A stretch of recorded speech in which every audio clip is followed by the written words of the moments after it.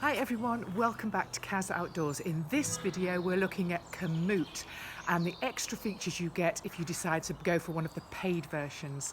Last week's video we looked at the free version of Komoot and I'll link that below in case you missed it. Let's dive straight in.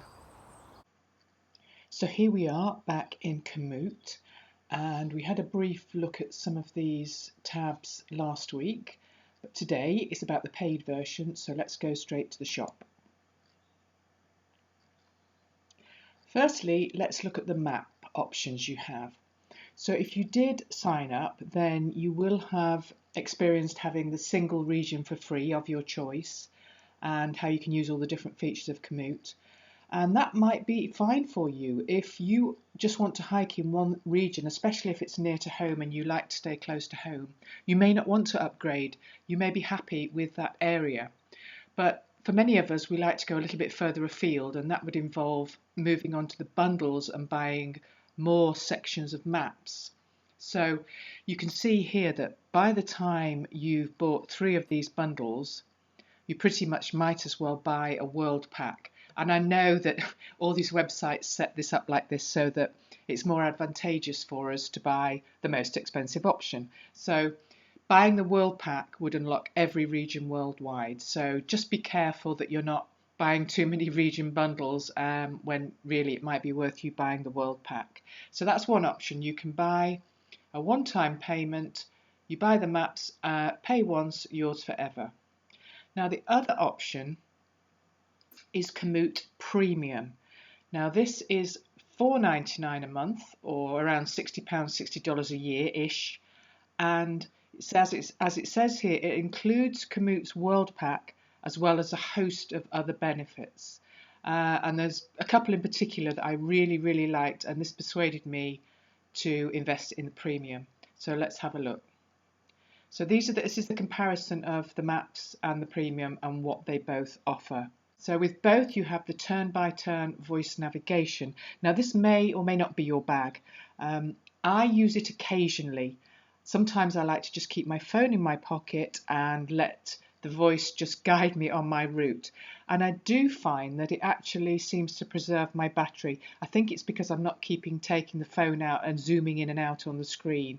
So it does give me a little bit more battery life. With both of them as well, as I say, you will have experienced this if you've signed up.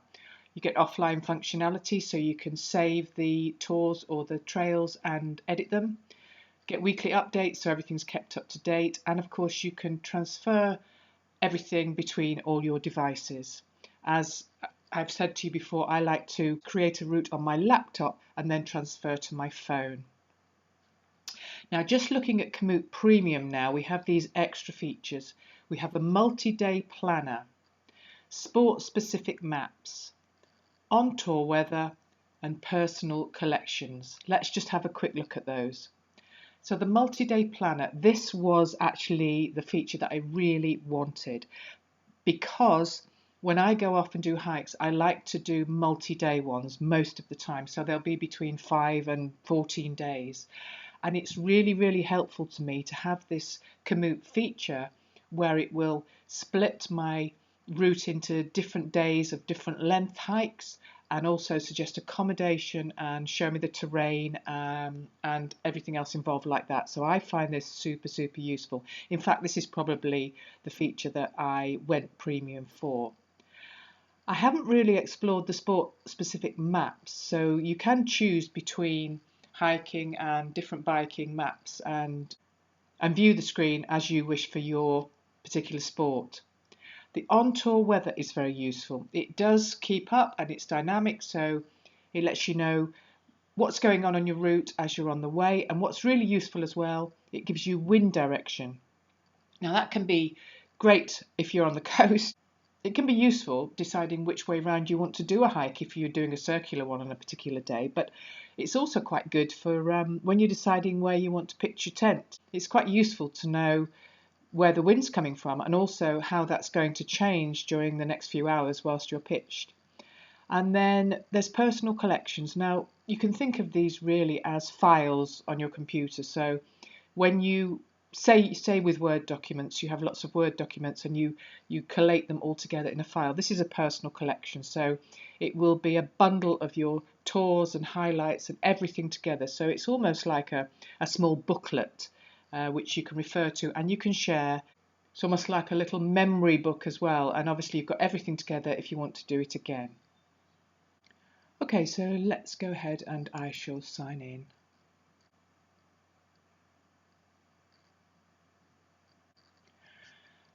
Okay, so now I'm signed into Komoot Premium. So let's have a very quick look through some of these extra features. So this is a multi-day planner which I'm going to show you in a moment. You can customize it and see accommodation options as well. And there's also lots of ready-made multi-day tours like the Coast to Coast and Hadrian's Wall and the Pennine Way, and you can split those into multi-day hikes as well. Then we've got the personal collections, so you sort of bundle your routes, tours and highlights together and have almost like a little booklet of your trip. The on-tour weather. This is in a little bit more detail, so it will clearly show you when rain is expected and how much will fall. You'll know if you'll encounter a head or tailwind. You'll see the solar activity and UV index. You define your starting time for accurate forecasting, and you see tips based on the weather forecast of your tour. You can actually input the time you're going to start walking, then Komoot will give you an accurate weather forecast for your route ahead. And then finally, these sport-specific maps. Now, there's obviously several ways you can plan yourself a route, as we saw last week. First off, let's have a look at some of Komoot's built-in tours. So, click on this plus here, and I'm going to plan a multi-day tour. Okay, so you find your perfect tour and let's browse what's available. So let's set some filters then. So there's lots and lots of different ones we can do here, lots of trails, some you'll recognise like Coast to Coast and Hadrian's Wall. So let's go through some of these filters. We'll do location in a minute, but the sport we shall set as hiking. The category, let's go for a long distance route. Duration, let's go for maximum of 12 days. Difficulty, I always go for intermediate with these. And location, now scroll down. Let's click on the UK here. Now you can move this pin around for where you want to start your walk, and therefore you'll see all the trails in that area. So if we pop the pin down here, only because I've recently done the South Downs Way, not 200 kilometres, let's narrow that down to 30 or something. Let's see what's available in this area. So you've got the Wheeled Way,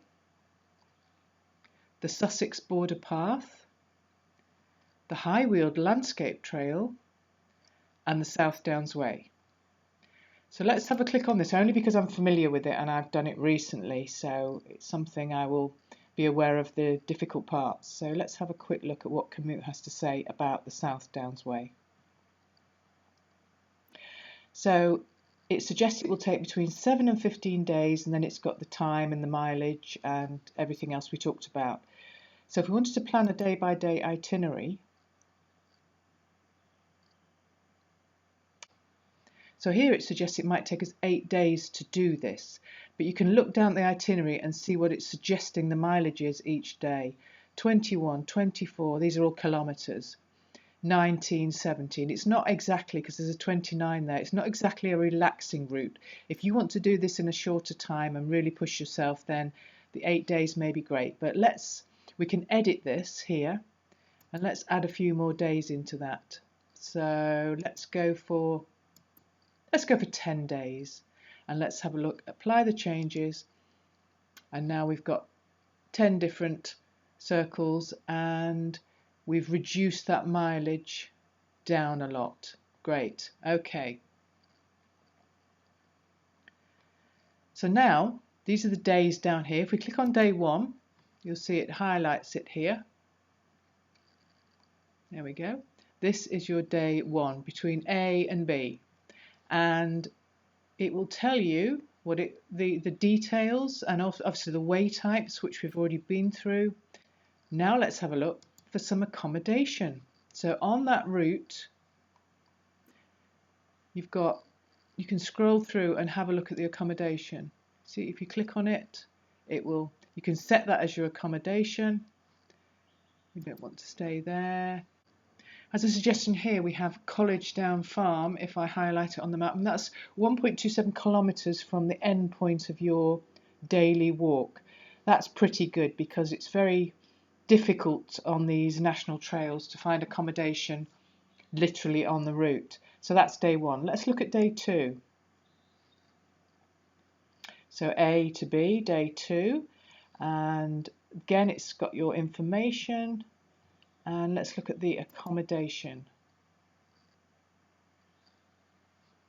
The Sustainability Centre is close en route. I stayed there. I really like that. It says it's 425 metres from the end point. So if you wanted to stay there, you would click on it and you would set that as your accommodation for the day, and it would end your walk. It would alter your walk to end it there.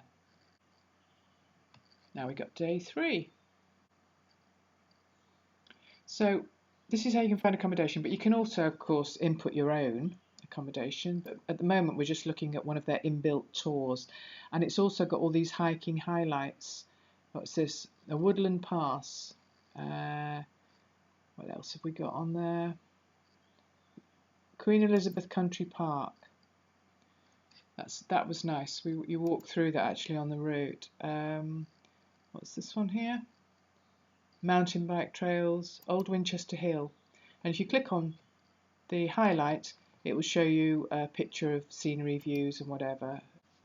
Now, of course, you can also create your own multi-day route. So let's go into the route planner.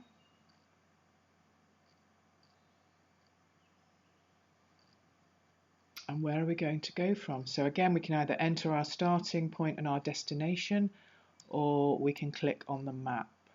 Actually, let me give you a peek into the really mega route that, if any of you watched last week's video, you'll know what I'm talking about. It was a really big hike that I wanted to plan from Bournemouth to Manchester. So let's click on Bournemouth and have this as our starting point. And then I'm going to scroll right out and let's go and find Manchester. And I just want to show you, now I'm in premium, what I'm able to do with this length of trip. There we go, Manchester, set as destination. So let Komoot sort out our route. Okay.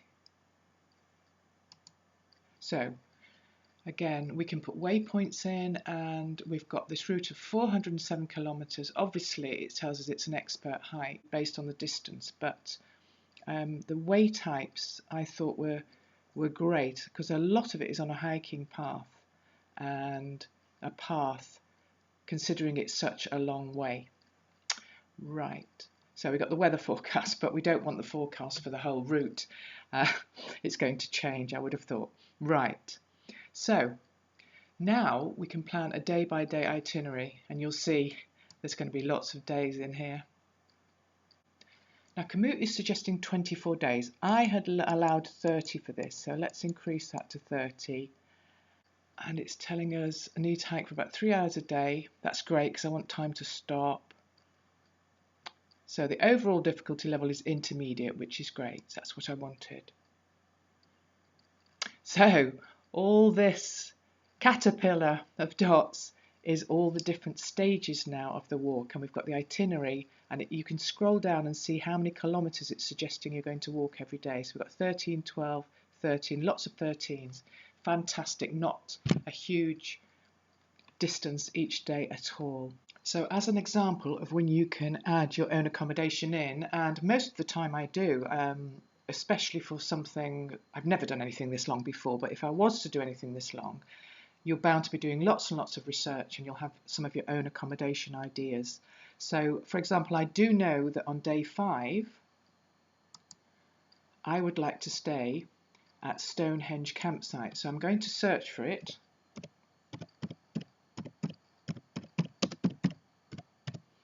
There we go, Stonehenge campsite. And I'm going to set that as my new endpoint for the day. This is how you can make changes and adapt the route.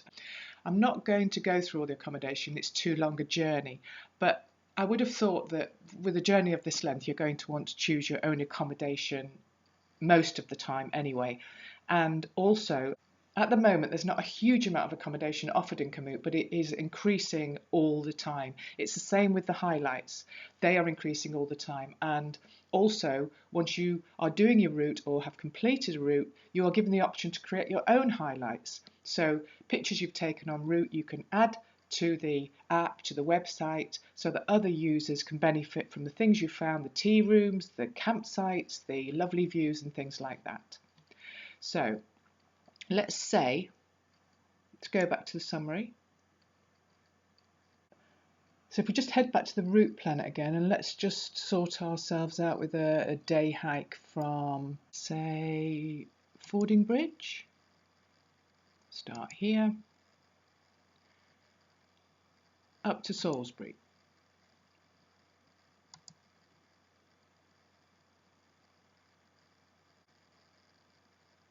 We have our route.